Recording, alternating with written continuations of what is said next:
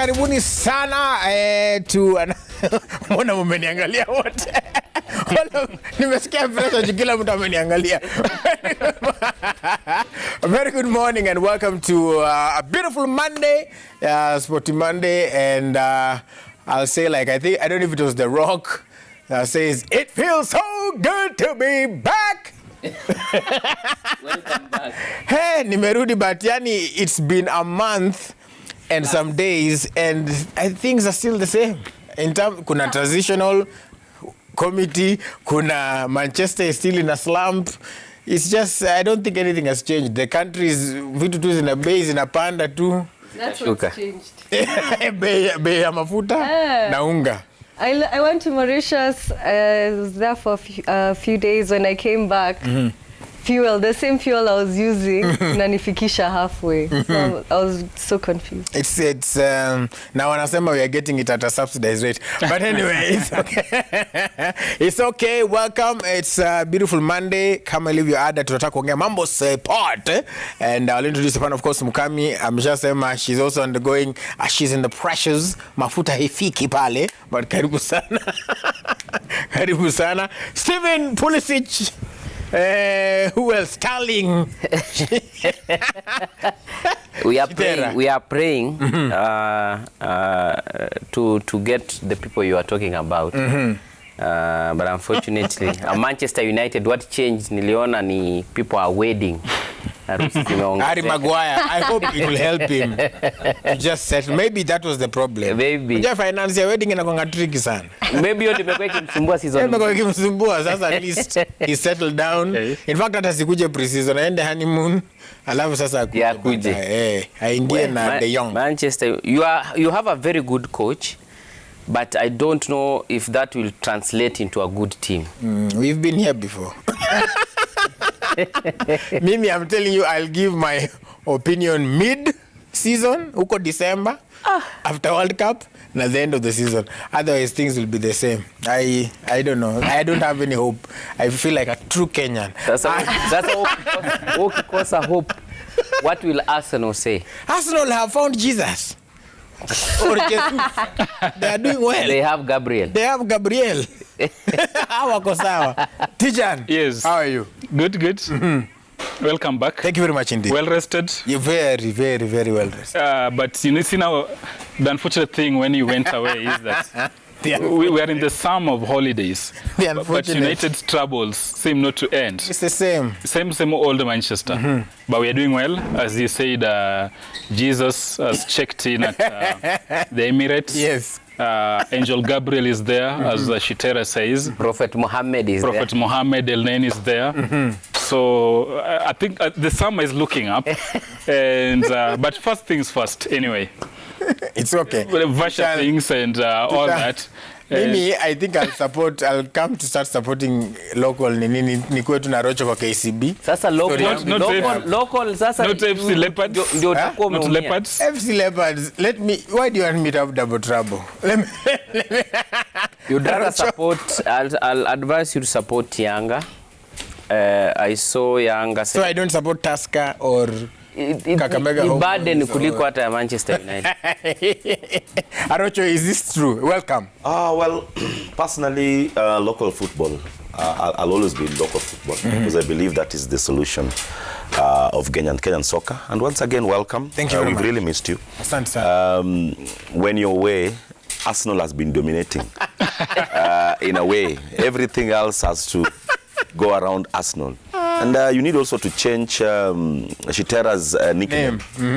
Because I saw Pulisic is being given out to try and lure Delete to Chelsea. It's part of the package. It's unfortunate that when a team is signing a player, you are offered as a package.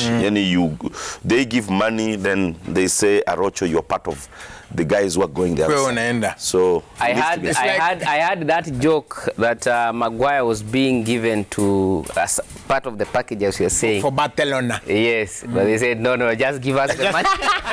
Let's keep the money.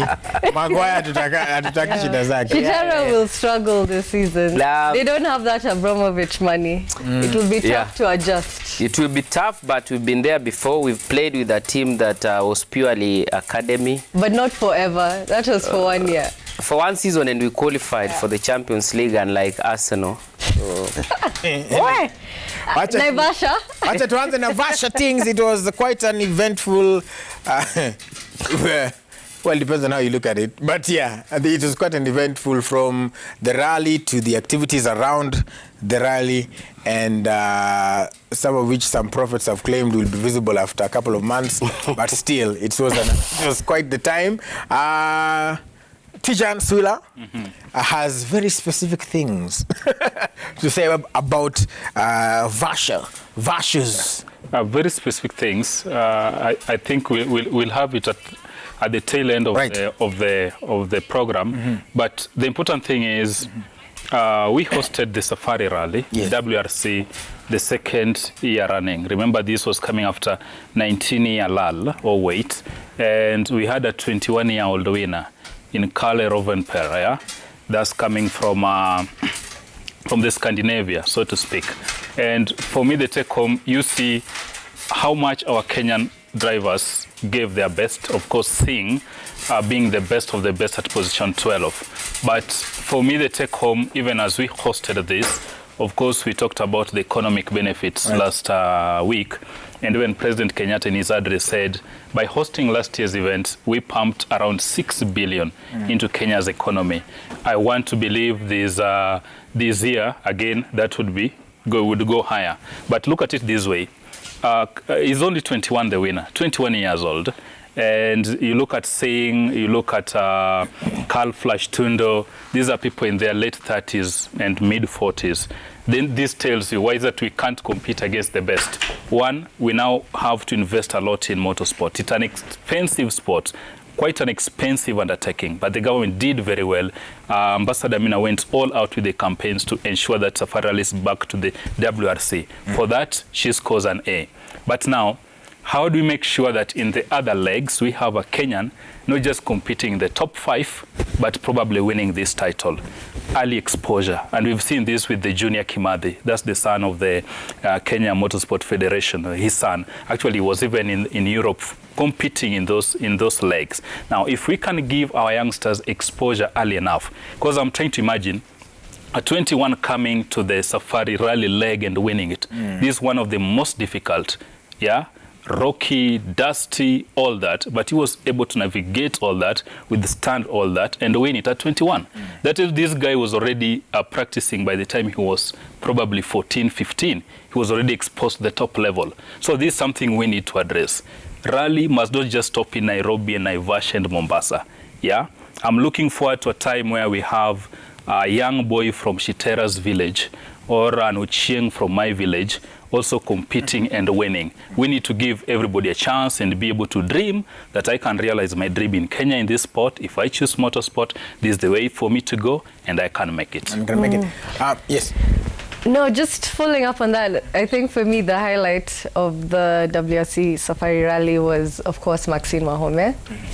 You know, she won the WRC 3 this weekend, and yeah, she was competing against, he's mentioned it, Bakri Kimathi has had quite a bit of experience. He did some races in the WRC rally, the junior rally abroad last year, I think in Croatia. This year he was in Portugal. So he's someone who has more experience, so to speak.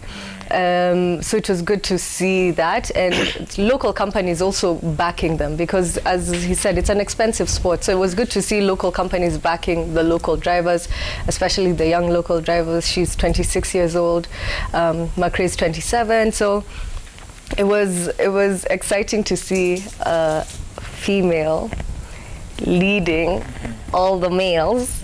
in the WRC rally. So I'm hoping like she gets more support and sees where she can go with it, because these were punishing conditions. When you're seeing some of the top rally drivers who've been driving for 20 plus years complaining so much, it means like the conditions were punishing. So you know, it was good to see. Yeah. Well, I think my sentiments this time round, kudos to the government and also the traffic department. Last year I was really on their case. There were issues along Naivasha, Nakuru, Kericho Road. But this time around I used that road that Saturday, and it was commendable. The number of policemen, traffic policemen that were on the road to make sure that the traffic flow was even.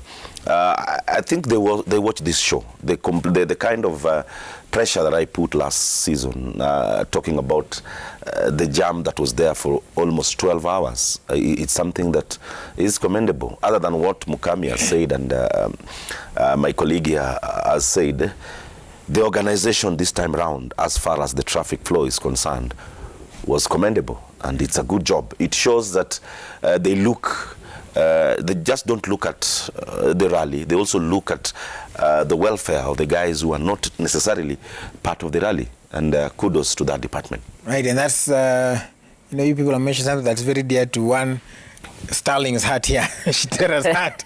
He's always rooting for the grassroots and youngsters ever since before he was on TV. Yes. So what did you think about the rally, the winner, and Team Kenya's performance? I will take it up from where Swila really left, saying that we really need to invest in all the sports. We are happy the rally is back for the second year running.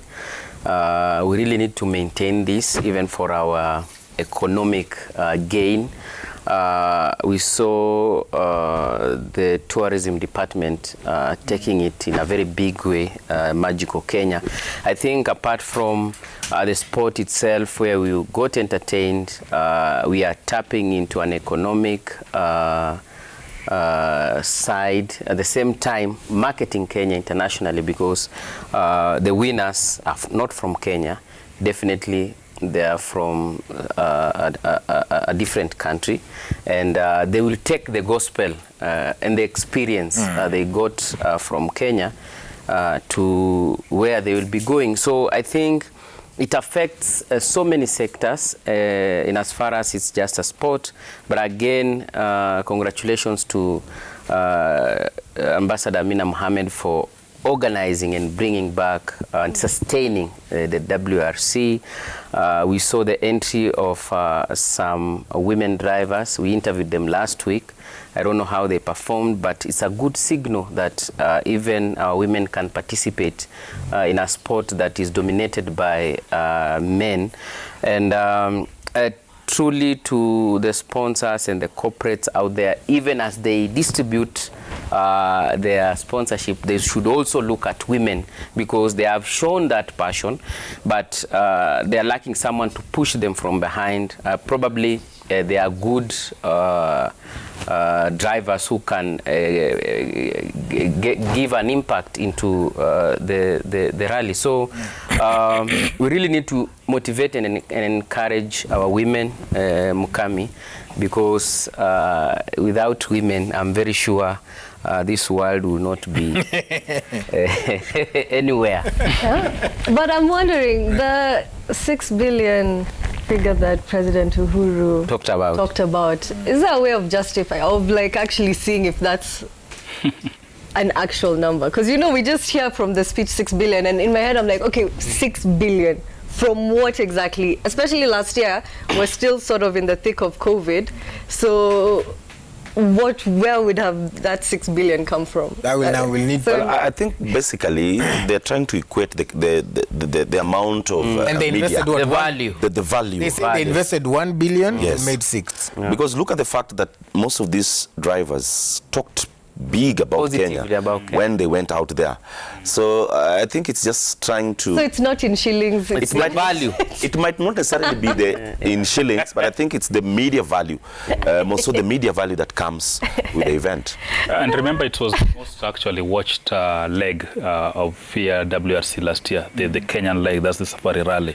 And I even listened keenly to some of the rally drivers yesterday. Remember Sebastian Ogier, that's the guy who won last term. Yeah. This time he finished round at position 4, and I think alongside the winner and other rally drivers, they were saying, these are very beautiful terrain. At one point, I slowed down my speed because my navigator was urging me on. But look, here were zebras, and in 200 meters, again, there were giraffes. So he was spoiled. Do I accelerate or do I slow down. take down this Or do I beauty? come back another time? Yeah, and I think it's very, very tough. Look at, if we can have someone, look at those stills, basically. Capturing what went down in Naivasha.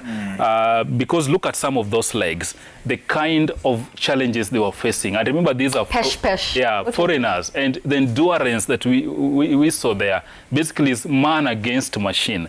And navigating this, some suffered tire burst, some actually fell through, had bruises. Some are being filmed instead of being absolutely. But again, that desire to go on and compete to the finish line. And this is why I'm saying, unless now we go for the Rocho's 10-year-old son, who probably has an interest in this, and start inculcating this early exposure, good support, we are not going to see a Kenyan winning this top medal. You don't just wake up, compete and win.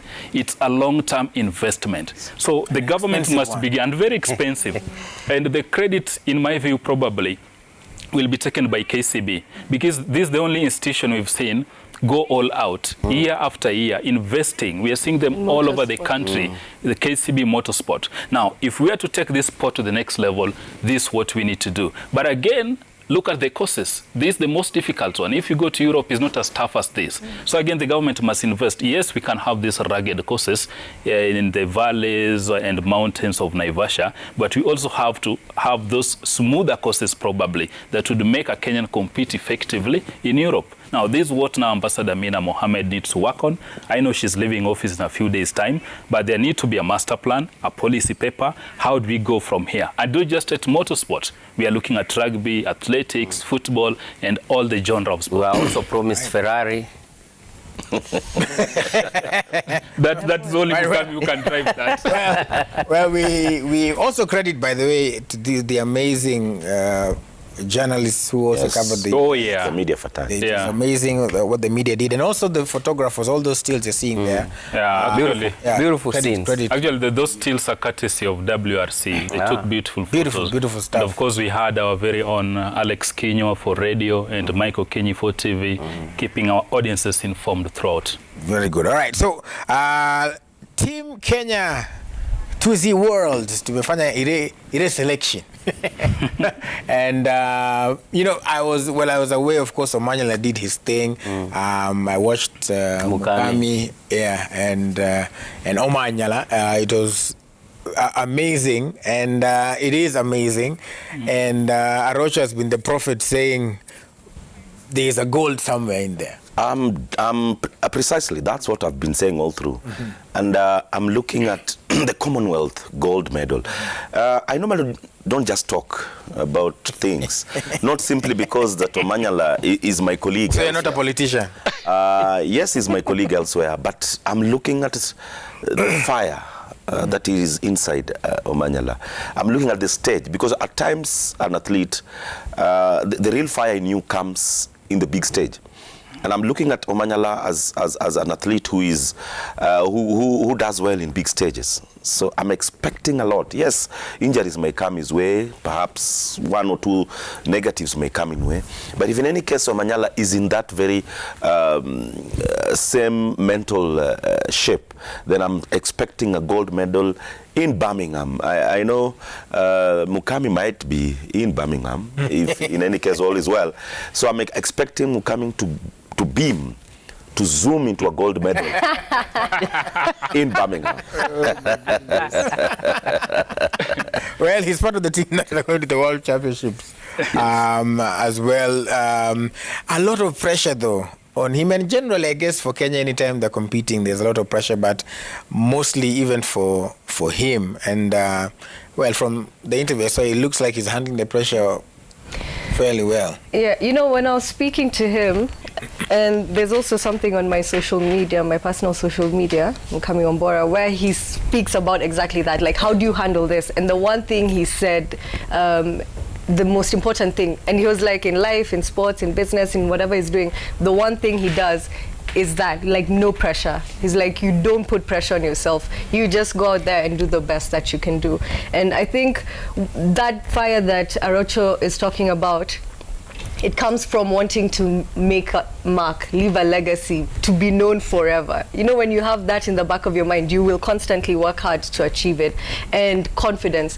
No great player, if you think of the greats in sport, you know, the Michael Jordans, you know, the Tiger Woods, they always knew they were the best, and like they focused their mind towards that. And you know, who would have thought, like 3 years ago, the world's fastest man in 2022 is in our country?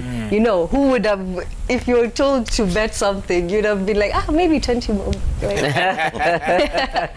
You know, so it's that sort of confidence, and like his performances are backing him up, so you get even more confident, you grow more confident. So I think for him, the target, especially for World Championships, was, you know, bronze, you know, at least being on the podium. So will be exciting to see what he can do, and like, you know, just give that like younger generation motivation, because it means we have many sprinters. Yeah. Clearly it means that, if we start looking, I was we a have sprinter. He'll pull a muscle. I think I failed to take the opportunity. Well, if you look at a summary of how Team Kenya performed, of course, Omanyala will be our sole representative in 100 meters. But for me, where we have a sure medal bet, this is not gambling, there are no odds. Yeah, it's 800 meters, 1500 meters men, 3,000 meters steeplechase, because in 800 meters men, if we can have the graphics up, we have Emmanuel Korir, this Wycliffe Kinyamal, we have Emmanuel Wanyonyi, Cornelius Tuwei. Then you have to 1500 meters, Timothy Cheruiyot. Of course, we all know what he did at the World Championship in Doha. This Abel Kipsang, Kumari Taki, this guy wanting to make his name.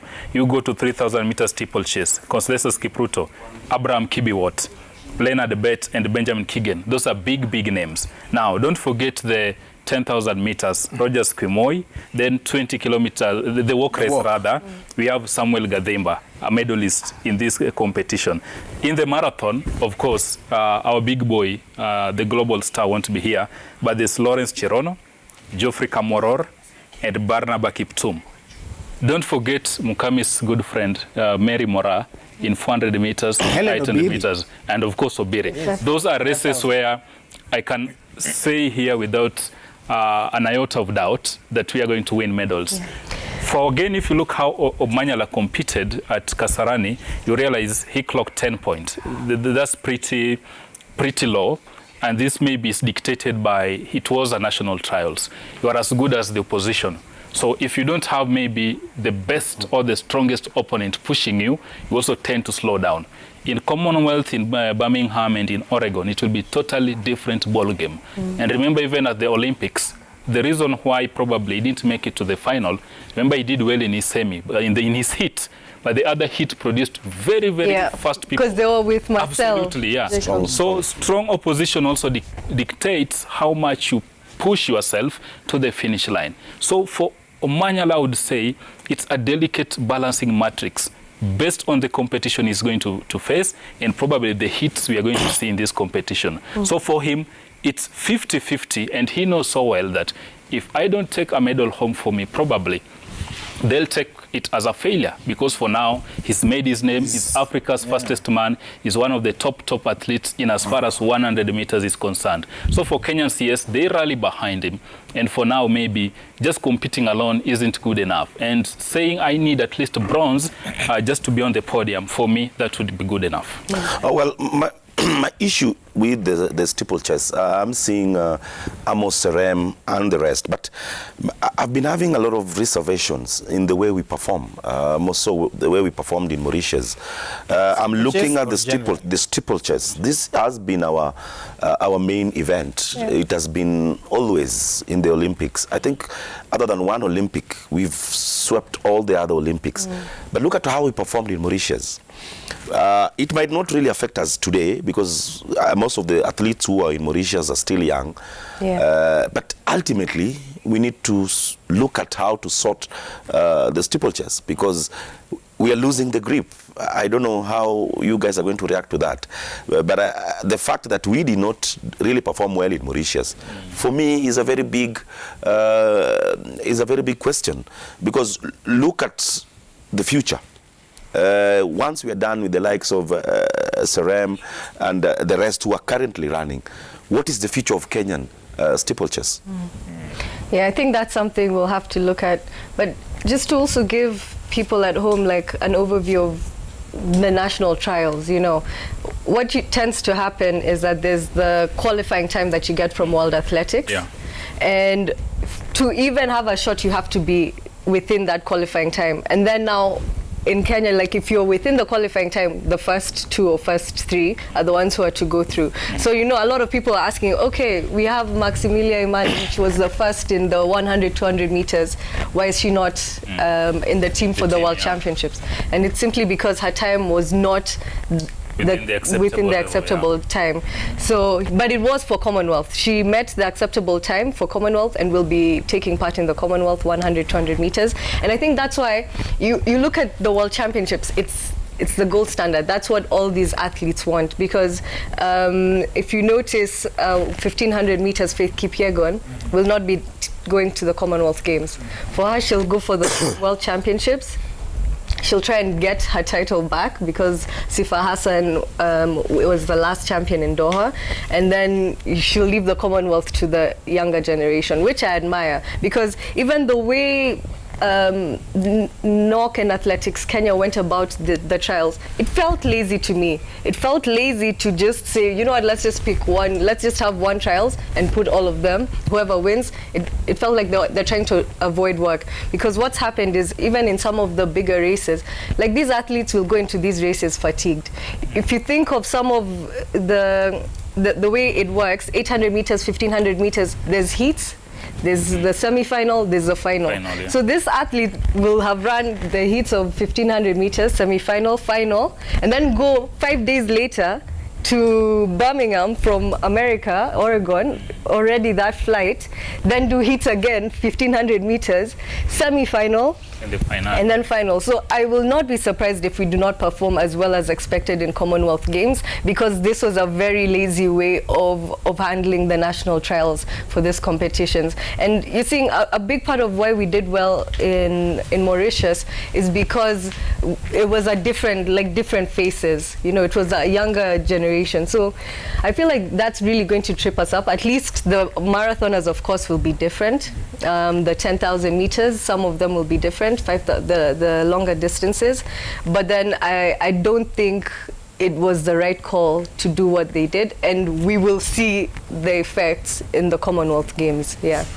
All right, well, we wish the team the best, but again, we'll see the 3 weeks. The effect that the knock that they were given by knock.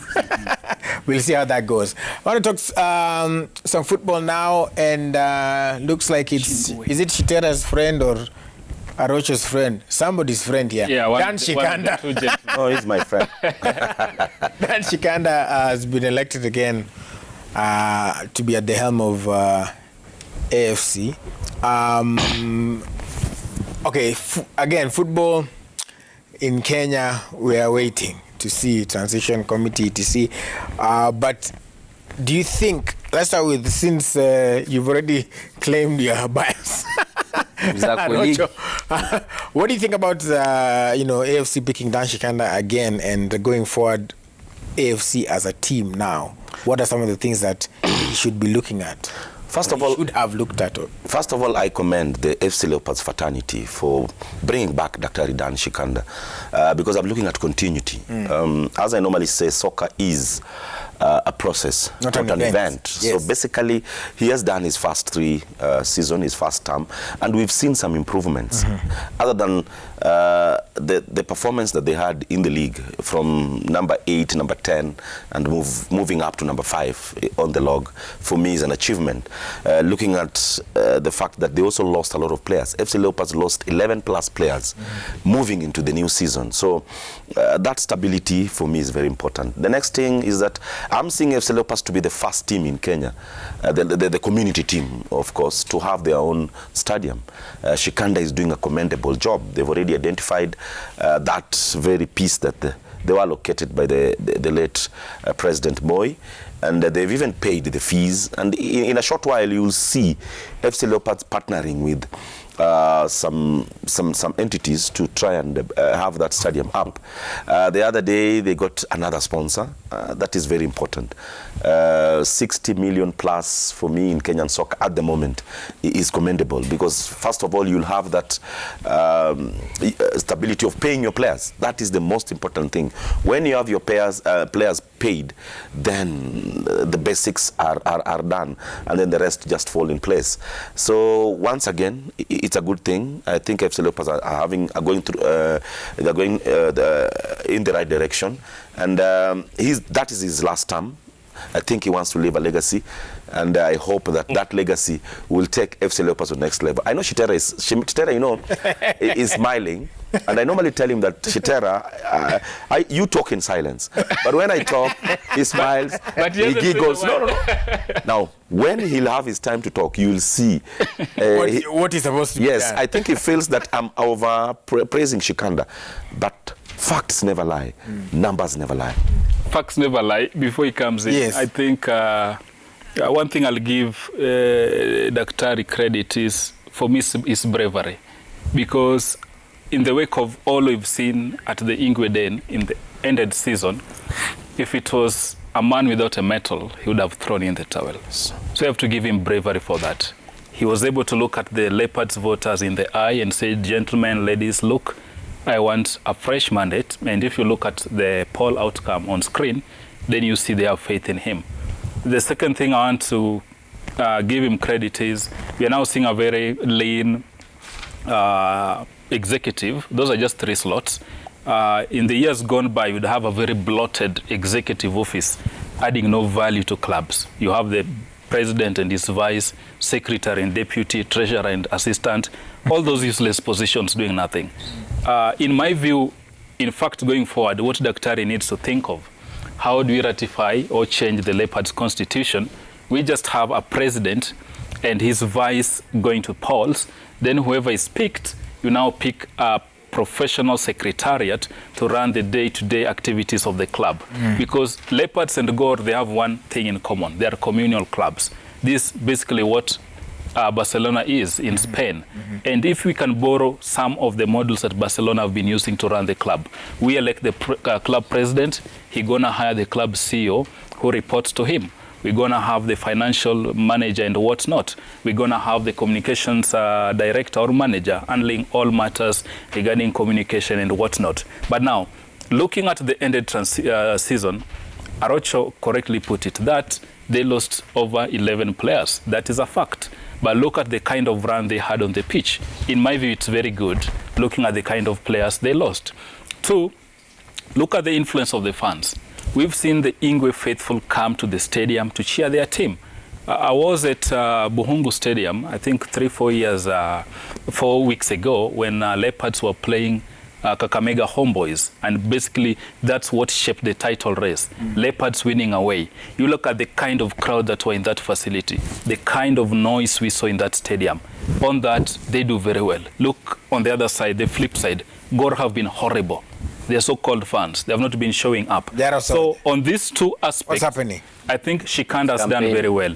Lastly, Rocha alluded to the fact that there's a shirt sponsor coming. Yes. Maybe this week we could see them being unveiled. And again, they're coming to sponsor Gor and Leopards. Of course, Gor taking home around 70 million, Leopards 60. Now, in my view, that tells you something. What Shikanda needs to do, and I hope they have not signed that paper, and if at all he hasn't signed, what he needs to look at is the exit clause. I know he's not a financial expert, and neither am I, but he needs to bring some of those players into negotiation. He needs to have a good lawyer that understands contractual obligations. Because what we've seen in the past, we've seen gaming firms misusing these clubs. I come, we ink a deal, I walk out at the very point I feel I should walk out, and there are no repercussions. If I sign a 3-year deal with you, and you decide to leave, you need to pay for the entirety of that contract. This has not been happening. The reason that's why I'm bringing this is we need to professionalize our football, and it begins with how we run it, the kind of deals we sign, and we ensure that it is followed in letter and spirit, because we can't have gaming firms just coming to use the two largest brand for their own selfish end. So I hope Dan Shikanda, once again, Kongole, and I hope he's going to fulfill this. He talked about stadium. In my view, that's probably won't achieve it in 3 years, but he can lay the foundation for takeoff. All right, Chitara, you are, as Arocho said, you are giggling and laughing, as my teacher would say, sheepishly. To what end? You see, when Shikanda was elected the first term, he gave us so many promises, and we believed in those promises. We never lived to achieve any of them, because not one, because we never won the title. And I think a person who will still hold that legacy as the chairman of AFC Leopards, who promised that I'll bring back the Ingwe, you know, may his soul rest in peace, is Ole Magelo. Arocho will agree with me that the more things change, the more they remain the same. I believe that in the current situation we are in, even you will excuse those sponsors, because what are they sponsoring? You know, you really need to just cross the border. Look at how Yanga celebrated their trophy yesterday. Picture that with how Matano celebrated the trophy back at home. So I'm not harsh on anyone. I'm just giving the reality. Tanzania have invested in their football. Their football is attractive even to Kenyan corporates. Tanzania football will make you go to the stadium even without being told, let us go. We are telling our fans, let us go. In Tanzania, they say, where are we going next? They are asking. Hivi tuenda wapi? Yeah, tuenda wapi baada ya leo. So that I thought it was a political rally. Did you see it? You know? The yellows. I don't know if you have the pictures. That is the urge that we need in our Kenyan football. Our presidents think, club managers think, the presidents of the clubs here think they are doing us a favor. They are not. They really need to get down and convince us that we have something that we can be proud of. You cannot tell me that I'll be proud of electing a chairman that over the 4 years he has delivered totally the opposite of what he promised. Not even stability? Stability has been there. The times AFC Leopards was winning trophies, there was no stability. I'd rather have trophies than stability. You but know? you need that stability. That is what has been at Arsenal. But for the last 2 decades, Arsenal has won nothing. Yeah. Well, stability is nothing without trophies. Yeah. In football, the beauty of going to the stadium is lifting that trophy. I've given you an example. I wish the picture was there. Look at Yanga. The guy is called Haji Manara. Moved from Simba to Yanga. He has delivered a trophy. I will say he's proud. I'm not proud. And You're not you know, proud? the question is stability in what sense? Correct. You know, if we look at the team itself, FC Leopards, if we look at the managers, because this is I think we've really normalized how quickly managers come and go in Kenya. We've completely normalized it because it's not normal how AFC Leopards can have 10 to 13 managers in almost the same amount of years.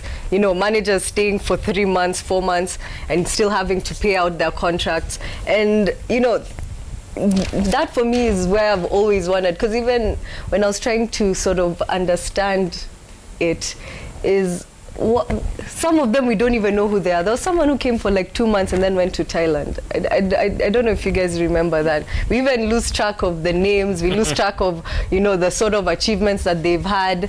You know, at least Austin's, he's proven himself. We've seen what he can do in Tanzania.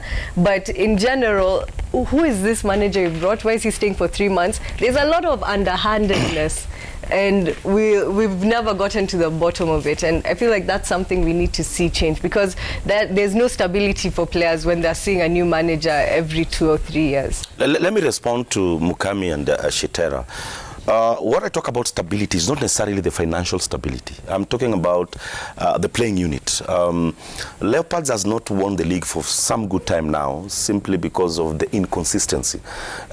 Players coming in, and of course what you've said, managers coming in. But let's look at it deeper. Why do we lose players from clubs? It's simply because you don't have finance. You have not attracted someone to make sure that you have a player who you're paying well, a coach who you're paying well. Most of these coaches leave this club simply because of non-payment.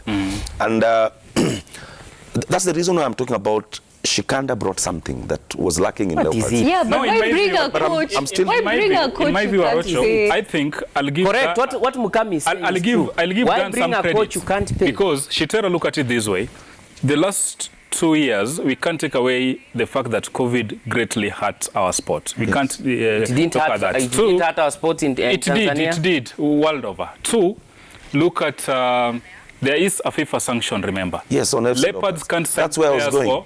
In the last 2 transfer windows. Yes, that's where I was going. All factors left constant. What brought that fact? Of course, there has been a lot of rot in leadership in the clubs. But what I'm saying, if Shikanda was somebody who was not brave enough, he could have looked at the prevailing circumstances and said, guys, I'm not putting my head on the chopping board yet again. Yes. But with the fact that he was brave enough to come back, isn't that a question that you should ask the club fans were able to entrust him with a new manager. Look at I think there's something actually we can look at the last because 3. winning the title gonna take time. I'm not saying it doesn't matter, but there has to be a foundation to be laid. You are really struggling to I'm not struggling. You're not just giving me time.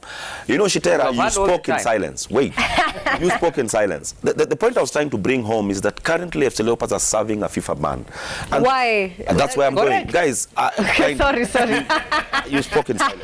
You should have started with the why. No. Then You don't start with the why. You start with the beginning, the content, then you move to the why. The reason is the subsequent FC Leopards officers have been having issues with the players. And coaches who come in, they give them contracts and then they don't live to the contracts. When the coach and the players leave, they go and report to FIFA, and that's how FIFA sanction, either you pay or we stop you from signing. Ban, yes. Yes, they're on a ban. But look at the way the current... But they have signed players. No, they are not signing players at the moment, Shitera. Makwata? No. That one is a different thing. Makwata came in. The ban, wait. Makwata came about 4 or 5 months before the season ended. So but before that, how do you justify FC Leopards, FC Leopards picked 6 players from their junior team into the senior team. And in fact, when the season was beginning, I thought Leopards were not going to survive because they didn't have players who could live to that standard. But that's why I'm talking about stability. He's so brave. He looked into the face of his players and told them, guys, we are going to fight for the badge. But all said and done, guys, I think we need to move on from there. Leopards is going to have their stadium up and running. I saw that title deed and the payment. I told Shikanda I have to see it. I saw it with my own eyes, and I believe that FC Leopards in the next 6 or so months will start training at their pitch, because each and every day, Leopards, Gormai, and all these other clubs who don't have their stadium spend close to 10,000 shillings just for training. That's an average of about 300,000. What is the standard of that pitch? No, the pitch that they're going to play, A pitch is a pitch. Guys, Leopards must start from somewhere. That is where Simba.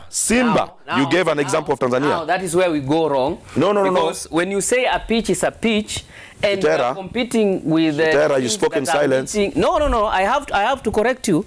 When you say a pitch is a pitch, and we are competing against teams that have met FIFA standards, that is where we go. That's where Simba started. Simba soccer, when Simba in Tanzania, when they started their pitch, they started on a rough surface. Look at Isn't that so sad? And they moved. We're comparing ourselves you have to AFC move. Leopards, And Simba. one of the biggest the bottom clubs. line. It's a pity. The bottom It's a line. pity. It's a pity. The In bottom line. 2022. This is not It's a pity. This is not relative to Leopards alone. Yes. There's a no pity. single club in Kenya that can come even here on Yes. a national TV And say they and have- tell us we have well something. on this Or or we training have this. facilities. Because the few that have, and I'm talking about corporate clubs, and that's what I was telling him last time to tame his ambition. I'm talking about police. I'm talking about Tusker. I'm talking about Bandari. Ulinzi have. You take away, Ulinzi have, They yeah. don't have. take They don't away have. the Sports, corporate. Ulinzi Sports Oh, Complex. okay, okay. Yeah. Take away the corporate FIFA entity in these standards. clubs. There's nothing left. Assuming today KP has stopped supporting or sponsoring Bandari, what is there? Dead. It's dead practically. You go to East African or KBL in Ruaraka. That ground actually is not even a stadium. It's a ground in The Malawi. ground. It's a big shame and should not be hosting KPL matches. Even the top tier teams should not be practicing there. So the problem we have, we must agree that we have a malaise, and it's not just And we have to relative point to it out. Leopards Yeah. or to Shikanda. It's a total failure in the systems that should make talent flourish, and it begins from the highest office To the lowest. in the Ministry But of Sports. we start from somewhere. Stakeholders. No. And it does We can't feel- just turn our You cannot just start from give it somewhere. a blanket. How? But I think I it think feels something is being done. It feels that, you know, because we talk a lot about benchmarking. It really does feel that it's worth benchmarking Simba and it's worth benchmarking Yanga. Like they should go visit Yeah, their yeah. counterparts Yeah. in Tanzania. But they will put budgets to Us. go visit in Europe, where our standards are like day and night. But let me tell you one thing. So waende Tanzania. Waende Tanzania hapa. Let me Waone. tell you one thing. Eh? Shikanda. Why is Cheaper. our community clubs not attracting corporates?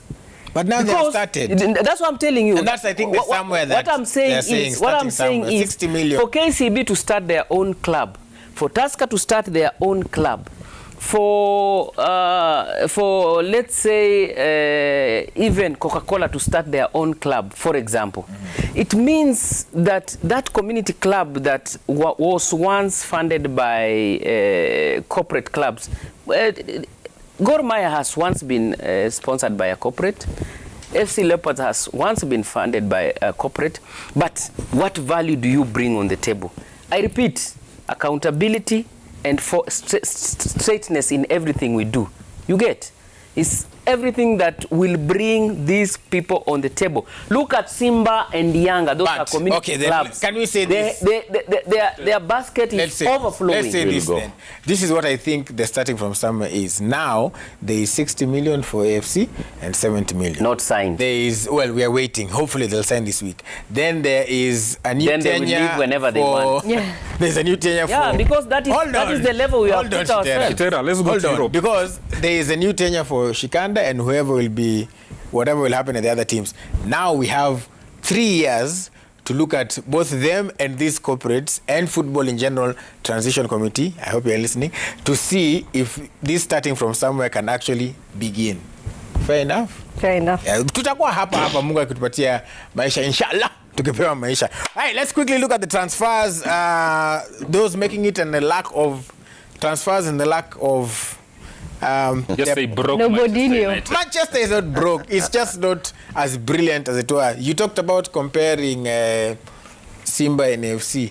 There is a character called Christian Eriksen sitting and saying, do I stay at Brentford But do I go to Manchester United? Unaona pale tumefika kweli kama... It's because Manchester United... He's a free agent. No, Manchester United is a place where midfielders go and die. In fact, it's a place where people if you look actually at go. Pogba, It's even worse than that. It's a place where people go. Van de Beek. And they, even the facilities, the complex, people tumekuwa tukilia, AON complex, Carrington, the Old Trafford, but inahitaji paint. Ni kama Actually, Ronaldo said he was shocked that he left 13 years ago. And it's when the same. He returned, the size of the swimming pool hadn't changed. Yet. So the same old one. Is it last week? Yeah. The owners pulled out 11 million. Ndio, it's a business. Ndio dividends lipwe watu wachukue pesa.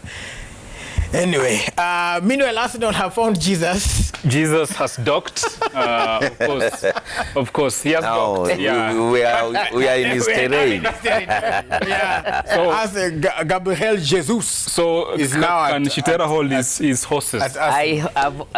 I'm not talking. So yes, we have now an out-and-out striker. That's a number Si 9. gazeti. Out-and-out striker. Ule la gazeti. You see, Lacazette went and Aubameyang went. Yes. But now we are talking of a number 9, so to speak. And I think since Olivier Giroud left, Arsenal have not had an out-and-out striker.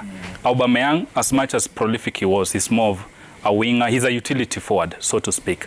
So my assumption is guys have questioned the Keita signing a new 5-year deal, of course, being handed an iconic number 14 jersey.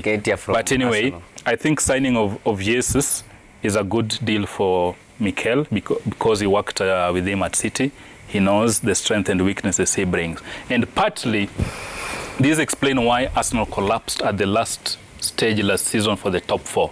Yeah. Injuries to key players, Kieran Tierney at left back, the Ghanaian Partey in central midfield, and of course goal-shy forward. Remember, the goal-scoring of burden of Arsenal was mainly on the shoulders of Bukayo Saka, a 20-year-old. So when he struggled and the goals dried up, Arsenal struggled. So Mikel has to address these shortcomings. If he can get a quality, and there are some defenders who've been signed, so that when Tierney, who is injury-prone, is not in action, the team is not exposed the way they did.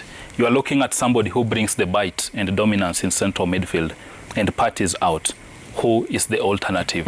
You need a striker who can score goal. And I think Gabriel, if he signs, 45 million deal on him, I think a good business.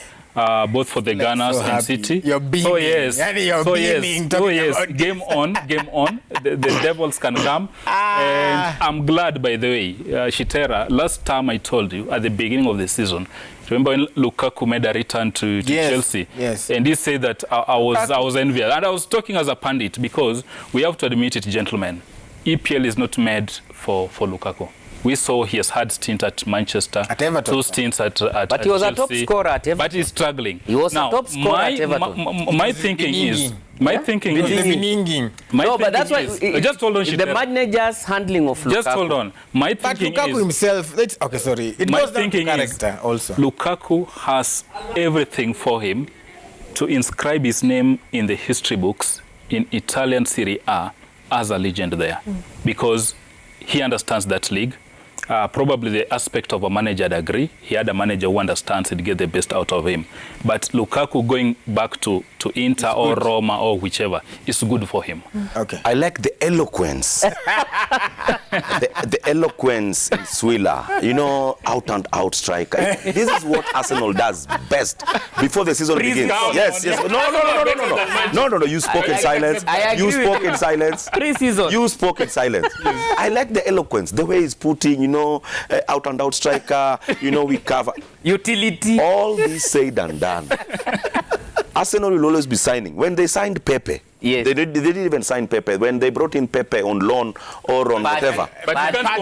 You spoke in silence. I want to allow you to lie. So, no, I'm not lying. Okay. But Pepe's amount has not been paid in full. Yes. Pepe is not a top-class player. Who said? But when he came in, 60.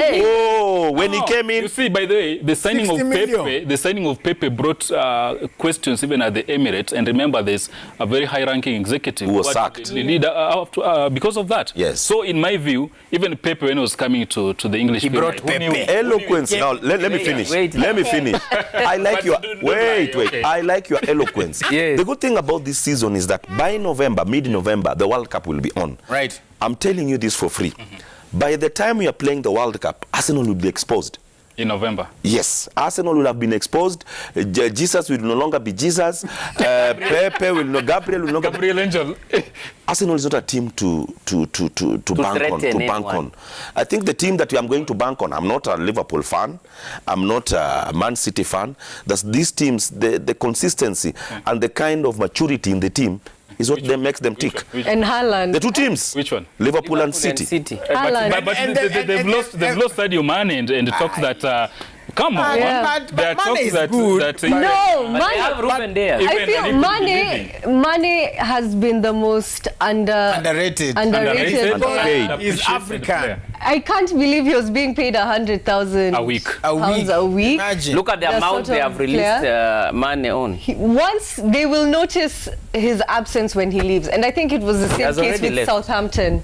It'll be very noticeable before they replace Sadio Mane. It'll be a while because the sort of play that he creates, you know, tracking back. You know, a lot of people don't notice that tracking back. It's so crucial to the way Liverpool play because he presses as well, tracks back. So I think Liverpool will struggle a bit, at least at the start of the season, before they manage to settle down. But then, yeah, City. I think City. We all know City has won this league. The only striker, by the way, Haaland. who has not been picking injuries. Look at Mane's stats by the way. Yes. They speak for themselves. And she's raised an issue about payment. By the way, one thing that guys fail to understand, do your research. Among the top 5 divisions in Europe, there is no league that pays better than EPL.